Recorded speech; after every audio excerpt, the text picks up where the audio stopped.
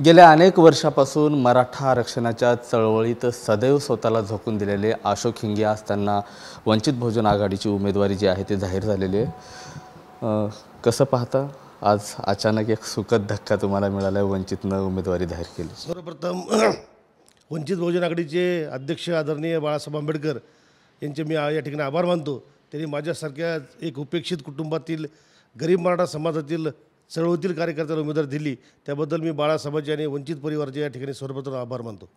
काय नेमके आव्हान असतील, आता वंचित पुढे काय मुद्दे आहेत तुम्ही सर्वसामान्यांपुढे घेऊन जाताय? बीड जिल्ह्याचा जो जिव्हाळ्याचा प्रश्न आहे, रेल्वेचा प्रश्न असेल, बीड जिल्ह्यातील सुशिक्षित बेरोजगारांच्या हाताला काम देणारा मोठा उद्योग असेल, त्याचबरोबर स्थलांतरित ऊसतोड कामगार किंवा स्थलांतरित मजुरांचा जो मुद्दा आहे, या मुद्द्यावर या ठिकाणी मी लोकसभेमध्ये आवाज उठवणार आहे। आणि सध्याचा जो महाराष्ट्रातला ज्वलंत प्रश्न आहे, मराठा आरक्षण असेल, धनगर समाजाच्या आरक्षणाचा प्रश्न आहे, मुस्लिम समाजाला कोर्टाने दिलेला 5% आरक्षणाचा प्रश्न आहे, यावर मात्र कुठलंच सरकार बोलायला तयार नाही। मात्र मी संसदेमध्ये या तिन्ही समाजाच्या आरक्षणाचा प्रश्न निश्चितपणे मांडल्याशिवाय राहणार नाही। मात्र पंकजा मुंडे असं सांगतायत की या जिल्ह्याचा विकास मी केलेला आहे, रेल्वे जी आहे स्वप्नपूर्ती मी केलेली आहे।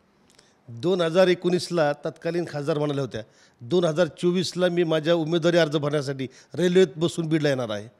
कुठे रेल्वे आणि कोणता विकास झाला त्यांनी आता तुम्ही पाहताय सगळे सुज्ञ मतदार।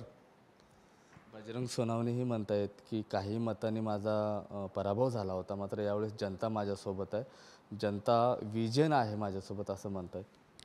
त्यांचं विजन तर तुम्ही मागच्या खासदारांनी काय दिवे पाजळले आणि आता हे विरोधी पक्षातले काय दिवे पाजळणार आहेत। अजून शेतकऱ्याच्या उसाला या ठिकाणी प्रश्न असेल, शेतकरी ऊसतोड कामगाराचा प्रश्न असेल, आणि त्यानंतर एकदा निवडून गेल्यानंतर त्यांनी गेटच्या बाहेर तरी कुठं कुणाशी संपर्क आहे का हे तरी तुम्हाला आम्हाला सगळ्याला माहिती आहे। मात्र दरवेळेस असं म्हणलं जातं की वंचित एक बी टीम आहे आणि तुम्ही उभा असल्यामुळे याचा फायदा भाजपला होतो, म्हणजे इथंही असं म्हणायचं पंकजा मुंडेंना फायदा होईल? आम्ही कुणाला पाडण्यासाठी आणि कुणाला विजयासाठी उभा नाहीत। बाळासाहेब आंबेडकरचे वंचित बहुजन आघाडीची विचाराची जी दिशा आहे, ती दिशा घेऊन जाण्यासाठी आम्ही निवडणुकीमध्ये उतरलेलो आहोत। त्यामुळे कोण आम्हाला बी टीम म्हणतं, ए टीम, त्यांनी स्वतःचं आत्मपरीक्षण केलं पाहिजे। तर आपले भाऊ कुठे आहेत, आपले पुतणे कुठे आहेत, आपले नातेगोते कुठे आहेत, कोणत्या पक्षामध्ये आहेत, कोणत्या पक्षामध्ये आपण ज्या माणसाला आता तुम्ही खडसे साहेब बघितलं, खडसे साहेबाला पवार साहेबांनी या ठिकाणी आमदारकी दिली, ते आता पुन्हा वापस भाजपमध्ये जात आहेत। तुमचा सख्खा पुतण्या पवार साहेब सांभाळू शकले नाहीत। हे बी टीम कोण आहे हे जनतेला दिसेल ना। आता दूध का दूध पाणी का पाणी ह्या निवडणुकीमध्ये होणारच आहे। मात्र विनायक मेटे यांच्या पत्नी ज्योती मेटे यांना वंचितकडनं पाठिंबा मिळणार होता, मात्र अचानक तुमची उमेदवारी जाहीर झाली, काही मनधरणी करण्यामध्ये वंचित बहुजन आघाडी कमी पडली? नाही, सुरुवातीला बाळासाहेब आंबेडकरांनी ज्योतिताई मेटेंना जर उमेदवारी मिळाली तर विनायक मेटे साहेब हे बीड जिल्ह्याचे भूमिपुत्र होते। मराठा आरक्षण चळवळीमध्ये त्यांचं मोलाचं कार्य होतं। मराठा आरक्षणाच्या बैठकीमध्ये जात असताना त्यांना एक अकाली त्यांचा मृत्यू आला आणि त्यांना श्रद्धांजली अर्पण करावी किंवा त्या सर्व जनतेचा आधार होता की त्यांना उमेदवारी मिळावी, आणि महाविकास आघाडीने त्यांना उमेदवारी दिल्यास आपण त्या ठिकाणी उमेदवार देणार नाहीत अशी भूमिका बाळासाहेबांकडे सर्व आम्ही जिल्ह्यातील कार्यकर्त्यांनी मांडली होती, आणि बाळासाहेबांनी सुद्धा त्याला होकार दर्शवला होता। पण दुर्दैवाने त्यांना महाविकास आघाडीकडून उमेदवारी मिळाली नाही, आणि त्यानंतर वंचितकडून सुद्धा बाळासाहेबांनी त्यांना ऑफर दिली होती, पण त्यांनी त्या ठिकाणी नकार दिला। प्रकाश आंबेडकरांच्या सभा आता कधी इथं आयोजित करताय? प्रकाश आंबेडकर बीडसाठी किती वेळ देतील? बीडसाठी बाळासाहेब आंबेडकर आम्ही विनंती करणार आहोत, या ठिकाणी या जिल्ह्यामध्ये बाळासाहेब आंबेडकरांच्या 3 सभा व्हाव्यात, अशा पद्धतीनं आमचं या ठिकाणी नियोजन आहे। तुमचा विजय कसा निश्चित राहील? तुमचं विजन काय आहे? ज्या समाजासाठी मी काम करतो आहे गेल्या अनेक वर्षापासून, त्या मराठा समाजा उपेक्षित गरीब मराठा समाजाचे प्रश्न आहेत, त्या प्रश्नासाठी मी सातत्यानं रस्त्यावर उतरलेलो आहे। त्या समाजाचं मतदार माझ्या बाजूने आहेत।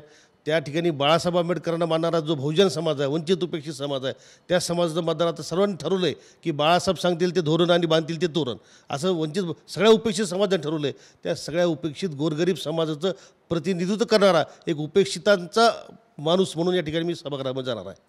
धनंजय मुंडे, पंकजा मुंडे दोन्ही कट्टर राजकीय भावंड आज एकत्रित आल्यात, वंचितला आव्हान वाटतं?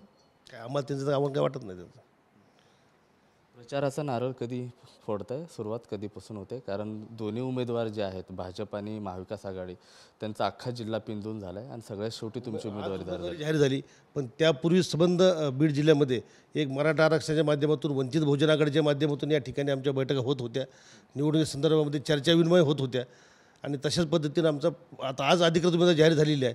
कुणाला उमेदवारी मिळाली तर त्या ठिकाणी वंचित बहुजन आघाडीच्या कार्यकर्त्यांनी गावून या बैठक घेणं अगोदरपासून सुरू केलं होतं आणि यापुढे चालूच राहणार आहे। नक्कीच वंचित बहुजन आघाडीचा प्रचार पूर्वीपासूनच सुरुवात झालेला आहे. मात्र आज माझा जो उमेदवारी आहे माझी ती जाहीर झाली. मात्र उद्यापासून नक्कीच पूर्ण जिल्हा पिंजून काढू आणि विजय माझा निश्चित आहे असा विश्वास देखील अशोक हिंगे हे बोलताना व्यक्त करत आहेत. कॅमेरा पर्सन अमित आडेसह मी महेंद्रकुमार मुधोळकर, TV9 मराठी, बीड.